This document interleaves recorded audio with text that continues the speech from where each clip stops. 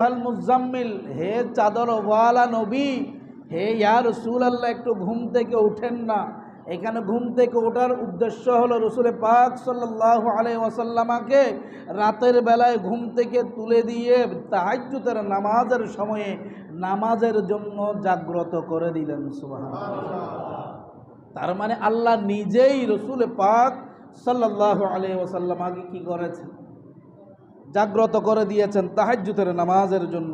খাউফাও ওয়া তামাআও ওয়া মিম্মা রাযাকনাহুম ইউনফিকুন, আমার ওই সকল বান্দা তারা যারা শয্যা ত্যাগ করে আকাঙ্ক্ষা এবং আশঙ্কার সাথে তাদের পালনকর্তাকে ডাকে। সুবহানাল্লাহ। অর্থাৎ আশঙ্কা এবং আকাঙ্ক্ষা, আশঙ্কা মানে মনের মধ্যে ভয় রেখে, মনের মধ্যে কি রেখে? ভয় রেখে আল্লাহকে ডাকে। আকাঙ্ক্ষা মানে আল্লাহ আমাদেরকে গুনাহ মাফ করে দিবে।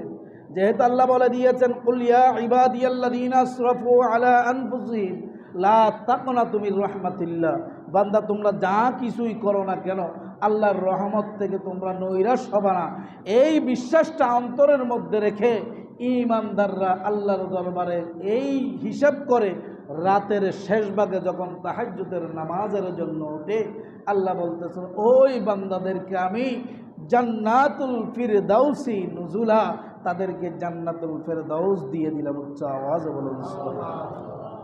রাসূল পাক সাল্লাল্লাহু আলাইহি ওয়াসাল্লাম বলতেছেন, তিরমিজি শরীফের 3549 নম্বর হাদিস শরীফ, আন বেলাল আন্না রাসূলুল্লাহ সাল্লাল্লাহু আলাইহি ওয়াসাল্লাম, হযরত বেলাল রাদিয়াল্লাহু তাআলা আনহু থেকে বর্ণিত, রাসূল পাক সাল্লাল্লাহু আলাইহি ওয়াসাল্লাম বলতেছেন, ক্বালা আলাইকুম বিকিয়ামিল লাইলি ফাইন্নাহু দাআবু সালিহিনা ক্বাবলাকুম ওয়া ইন্না কিয়ামাল লাইলি কুরবাতুন ইলাল্লাহি ওয়া মান হাতুন আনিল ইসমি ওয়া তাকফিরুন লিসসাইয়্যাতি ওয়া মাতরাদাতুন লিদ্দাই আনিল জাসাদ। উচ্চ আওয়াজে বলুন সুবহানাল্লাহ। ক্বালা রাসূলুল্লাহ, আল্লাহ রাসূল সাল্লাল্লাহু আলাইহি ওয়াসাল্লাম বলতেছেন, হযরত বেলাল রাদিয়াল্লাহু তাআলা আনহু থেকে বর্ণিত, আলাইকুম বিকিয়ামিল লাইল, হে আমার উম্মত, তোমাদের মধ্যে যারা রাতের বেলায় নামাজ আদায় করে। এখানে উদ্দেশ্য হলো এশারের নামাজ নয়, রাতের বেলায় নামাজ মানে হলো উদ্দেশ্য হলো শেষ রাতের নামাজ, যাকে আমরা তাহাজ্জুদের নামাজের কথা হিসাব করে থাকি। রাসূল পাক সাল্লাল্লাহু আলাইহি ওয়াসাল্লাম বলেছেন, তোমাদের মধ্যে যারা নামাজ প্রতিষ্ঠা করে তাদের উচিত তাহাজ্জুদের নামাজটা নিয়মিত করা। সুবহানাল্লাহ।